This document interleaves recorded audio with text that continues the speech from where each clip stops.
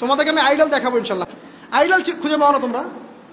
তোমরা জীবনে আইডল খুঁজে পাও না? কাকে ফলো করবা? আর আমাদের কাছে এরাই রকস্টার, যারা মুসলিম সমাজের মধ্যে বেপরদামি, অশ্লীলতা, ফাহেসা এগুলো ছড়িয়ে দিচ্ছে, যে না এরা আমাদের আইডল। এখন ওদের পোস্টার বাসায় লাগিয়ে রাখে, ওদের সাথে একবার দেখা করতে পারলে জীবন সার্থক হয়ে যায়। আল্লাহর কাছে ওদের কি দাম আছে যতক্ষণ না তওবা করে ফিরে আসছে? একজন ভ্যান চালক, একজন ইমানদার ভ্যান চালক, রিক্সা চালক যে 5 ওয়াক্ত নামাজ পড়ে, সে আল্লাহর কাছে ওর চেয়ে অনেক বেশি সম্মানিত। ওই ভ্যান চালকের কাছে কি অটোগ্রাফ নেন আপনি? রিক্সাওয়ালার কাছে কি অটোগ্রাফ নেন? এইসব এই হ্যামিলনের বাসিওয়ালার পিছনে না গিয়ে এরা যুব সমাজকে টেনে নিয়ে যাচ্ছে অশ্লীলতার দিকে, ফাহেসা কাজের দিকে, বেফাস কাজ, কোনো পরকালীন কোনো স্বার্থ নাই। বিনোদনের নামে, সংস্কৃতির নামে এরা মানুষকে দিকে টেনে নিয়ে যাচ্ছে। আর আমাদের যুব সমাজ, তোমাদেরকে আমি আইডল দেখাবো ইনশাল্লাহ পরের লেকচারগুলোতে।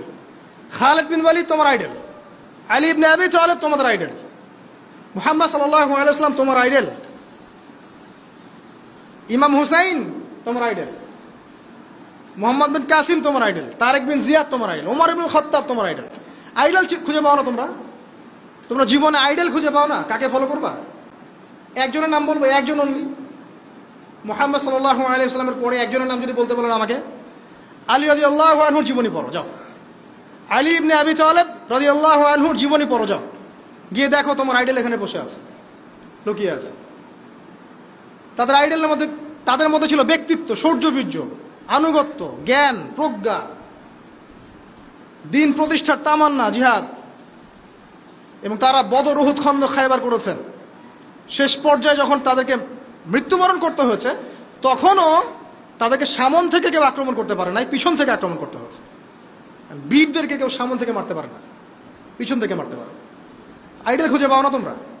মেসি তোমার আইডল, নেইমার তোমার আইডল, ওই যে বলিউড হলিউডের নায়ক নায়িকা তোমাদের আইডল, সুবহানাল্লাহ, বাংলাদেশের নায়ক নায়িকা তোমাদের আইডল, যারা জীবনে কত পাপ করেছে তারা নিজেরাই জানে, ওদের বিবেকই ভালো করে জানে যে ওরা কত পাপ করেছে। তোমাকে বাইরের চাকচিক্য দেখে মনে হচ্ছে খুব সুন্দর সুশ্রী, ভিতরের কলিজাটা এদের কুৎসিত কালো। আলেম ওলামার কাছে এসে পড়ে থাকো, যারা বড় বড় ওলামায়ে কেরাম তাদের কাছে এসে পড়ে থাকো, তারা তোমাদেরকে পথ দেখাবে ইনশাআল্লাহ। আল্লাহ পাক বোঝার তৌফিক দান করুন। আমি আর লম্বা করছি না, শেষ করে দিচ্ছি ইনশাআল্লাহ। লেখাপড়া এবং ওয়ার্কের বিষয়গুলো বলছিলাম যে আমরা যারা লেখাপড়া করব, প্রফিটিক লাইফস্টাইল করতে হলে এবং প্রোডাক্টিভ মুসলিম হতে হলে লেখাপড়াটা করতে হবে আল্লাহ সন্তুষ্টির জন্য। চাকরি বাকরি, ব্যবসা বাণিজ্য যাই করে, কৃষিকাজ, সব কিছুর উদ্দেশ্য হবে কি? আল্লাহ সন্তুষ্টি অর্জন করে, এবং ওই ক্ষেত্রে সৎ থাকা, কাউকে না ঠকানো, মাপে কম না দেওয়া, দুর্নীতি না করা, ঘুষ না নেওয়া। তাহলে আপনার জীবনের প্রত্যেকটা কাজই কি হবে? ইবাদত হিসেবে গণ্য হবে ইনশাআল্লাহ তাআলা।